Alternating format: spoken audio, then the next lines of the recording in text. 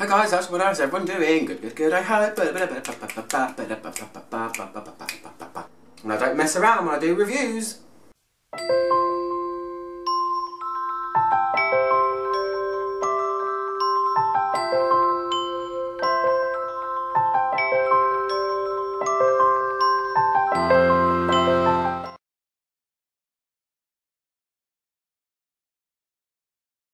Today I'm reviewing Ralph Lauren's Safari, or Ralph Lauren, however you want to pronounce his name. I've heard it pronounced different ways, from different people, from different places. Where have I been? Why have I never smelled this before? What's going on? Have I just crawled out from under a rock? I've had this sample for 5 years, never really smelled it, never really picked it up, never really thought about it. Seen it in shops my whole life. The bottle is stunning, how could I not? It's like a detailed crystal kind of gorgeous bottle. And it's from the 90s. Why would I never have smelled it? It's my favourite time of perfumery so far. Safari, this is the women's version. I must state that as well. I'll probably put it in the title anyway, but that's, yeah, it's the women's version. Yeah, where have I been? Why have I not smelled this before? Brilliant. Such an interesting fragrance. Parts of it interesting, other parts not so much. Anyway, it's a floral green fragrance that came out in 1990. I have to say the dreaded words. It has been reformulated. I feel like I'm a broken record, but I have to say it. Mine is the reformulated version, and upon smelling this, I would love to get my hands on the original version just to see how different it is. But one extra thing that's made me think, ugh, when I looked into the nose behind this fragrance, it's none other than Dominique Ropion. I have gushed about this guy before. That sounded really, really weird. It's Dominique Ropion. Dominique Ropion. Dominique, if you ever watch this video, please, can I please be your apprentice? I beg you. I'll do anything. I'll give my left arm. I can still mix perfumes and smell without an arm. I would love to work, you know, with this guy. He's created some of my favourite fragrances. Portrait of a Lady, Carnal Flower, among loads. Anyway. He made this. It's a floral green, 1990, and I'll give you the notes. It's got a huge array of notes, and I've seen very conflicting things about the notes, you know, as to what's in it. There's discrepancies between lots of different places that I've researched when I research a fragrance. But just for the record, I've gone with base notes because basenotes.com or .net or whatever it is, I don't really go on there. Sorry guys. It sounds like it's probably the most close to what it is. So the notes, get ready. So the top notes are Galbanum, and I have to talk quickly a little bit about Galbanum as well. Galbanum is a very, very interesting note. It's the greenest note I think I've ever smelled. The essential oil of it is one that you can place one drop on a piece of card and it fills a room. It is incredibly potent. It's actually used, it's supposed to be used, you know, doing my studies, I've never mentioned that before. It's supposed to be like a modifier or an accessory note. In a trace amount, it can change the character of a fragrance. But Galbanum is used in this in a big, big way. And you don't ever find, well, I don't, especially not when it comes to designer fragrances, I don't ever find Galbanum used in this much potency in a fragrance. It's brilliant. It smells like certain plants, it's a plant, and certain plants, if you've ever crushed the stem of a plant, some of them release this weird kind of foam. It's a very almost vegetal kind of note, and it's in abundance in this, in the opening especially. So Galbanum, tangent there. Green notes, mandarin, aldehydes. Aldehydes were big in the 90s, they were big before that. Aldehydes give a very,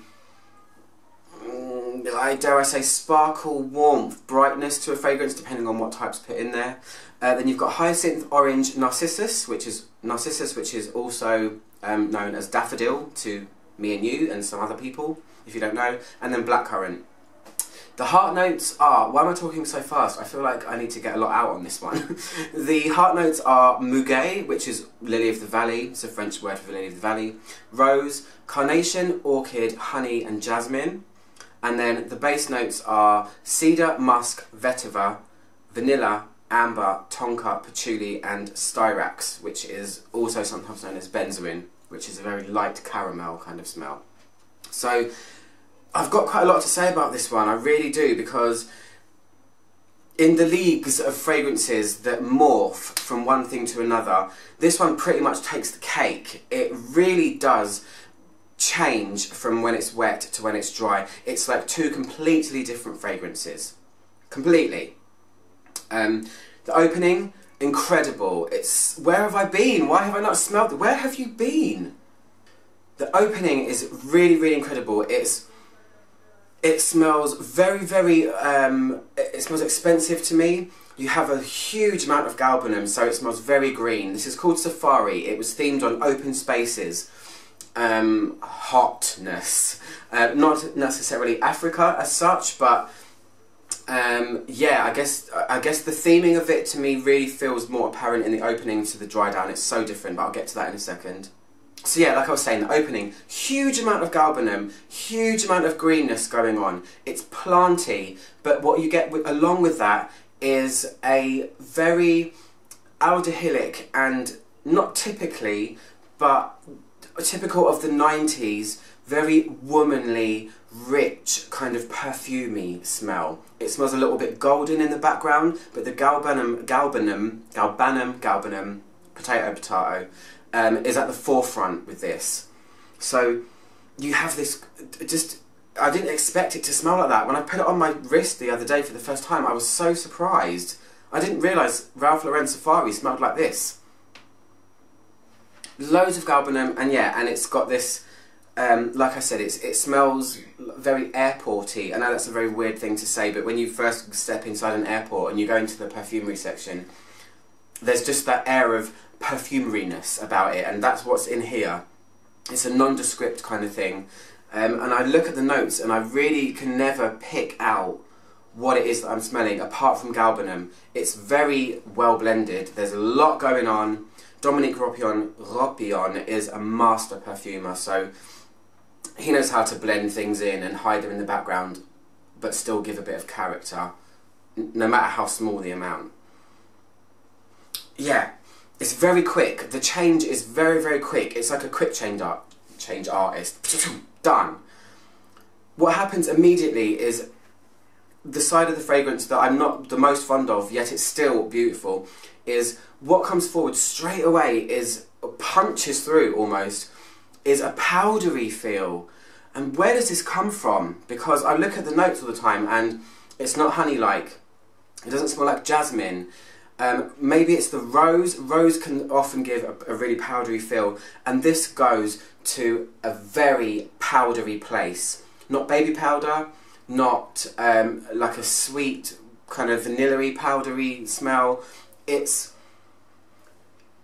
a very clean, almost bright powdery smell.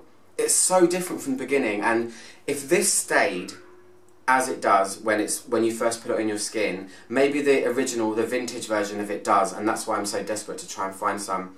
If it smelled like that for longer, I would be buying this by the bucket load. It's really cool. It goes to this almost linear, clean, just stepped out of the shower, powdery fragrance. It does have a slightly dated feel. It's from the 90s, you know, that's how things were made then. Well, fragrances like this, and the Galbanum is still there, but it's only now doing what it usually does in a fragrance when you make a natural fragrance, which is it's giving the fragrance a character. It's giving it just a bit of greenness, but what really prevails is this powderiness, and I could go on about that for ages, but I'm not going to because it gets very, very boring very, very fast. This is the point where I think, oh, okay, it doesn't feel like Safari anymore. At the beginning, when I had this kind of planty, maybe a little bit grassy kind of feel, maybe a little bit savannah, like a very rich lady wearing perfume on the savannah kind of feel at the very beginning. Now it has gone, I don't want to say less interesting, but it's so much more one-noted. It's very hard to describe. It's still complex, but it stays like this for such a long time now, and it's very fast that it gets there, which is such a shame. Still very, very beautiful. I'm still going to buy it. I'm still going to buy it, I think. The very final part of this, the very end of when you start to wear this, so many of the base notes you might as well not even think about. It doesn't really reveal anything vanilla-y or woody at all, or even something like vetiver, which is actually a grass, which would make sense. It should be more grassy because grasses, safari, you know, you get where I'm going with this. It just really stays one-noted, it just stays powdery, and that's all I can say about it. I can tell you though that it does last very long. Even though this is the reformulated one, it still stays on you for a very long time. I think it would be very easy to overspray this if you applied it. Why, oh why, does the opening not stay how it did? It would have been a knockout if it did. Anyway, still a great fragrance though. God, I love the 90s. Anyway, if you guys want to get this fragrance, or maybe a sample, they might sell them there, head on over to beautyspin.co.uk or .com. I'll paste the direct links below. Last time I checked, it was on clearance as well. It might not be now, so don't hold me to that. But yeah, I'm glad it's still going, even if not just for the bottle. The bottle is stunning. Anyway, I'm Click my logo to subscribe, and I'll see you guys soon for another review. Goodbye!